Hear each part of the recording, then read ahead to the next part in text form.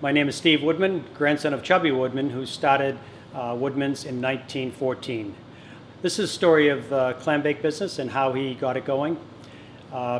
Actually, Nana Bessie's father had a Clambake business in Gloucester, Roberts of Gloucester, and he did Clambakes the old-fashioned way, like the Indians did, going to the beach, digging a hole, building a fire, putting stones in there, and taking all day to do a clambake, covering it with seaweed and a tarp and to cook everything. So my grandfather was helping him do that and make some extra money, and he was trying to figure that there's got to be a better way to do this. And you can do more clambakes if you don't have to have a beach to do them at. You can go someplace else.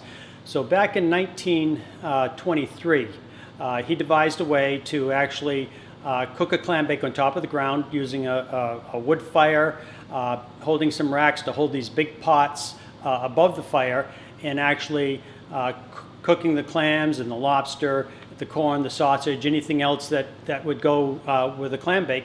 And he could do it a lot faster. He could actually get to a site, set up, cook the food, and be ready within an hour. And it was very efficient. You could time it. The food would cook better because everything was being cooked in a pot, and it was just easier to do and a lot more efficient. So back in 1923, he started contacting some of the people that he knew in Hamilton and Wenham and Beverly Farms, that when he was a stable boy and a rider on the farm, on his uncle's farm, he got to meet a lot of people that would be able to afford a clambake. And so he contacted Caleb Loring from Beverly Farms, and Caleb was Chubby's first account as a clambake master, you could say.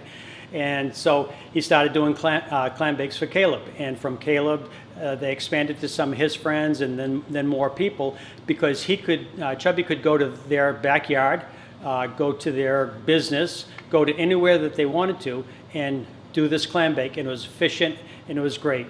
And so Caleb, after the first clambake, said this was great.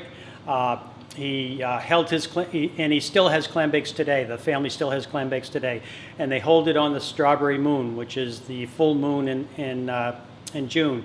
And to this day, they said they've never been rained out on that date. So it's lucky for them, and the family still does it. And of course, the business has expanded beyond just the local region. We do them all over New England. We do them in New York. We've had clients in Pennsylvania where we've gone there regularly to do. And we've done as many as 24 separate catering events, clambake events, in one day.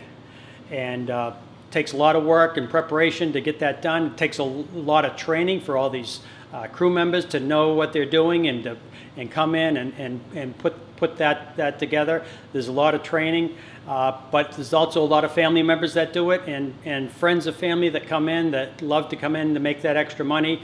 And it's a great way to make extra money for them. It's enjoyable for them.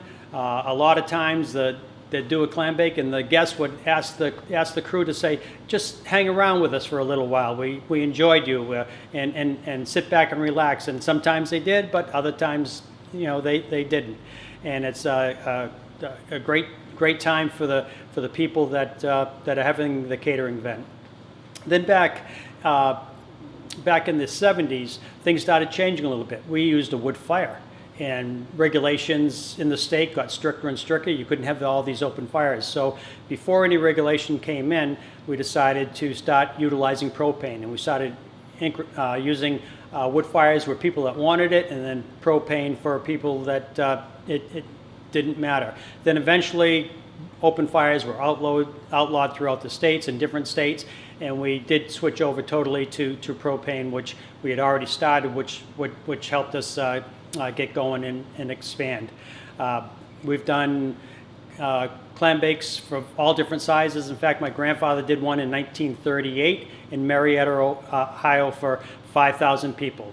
That was the 150th anniversary of Marietta, which actually was the start of the Northwest Territory expanding, and they were promised land out there, and actually they left from Hamilton.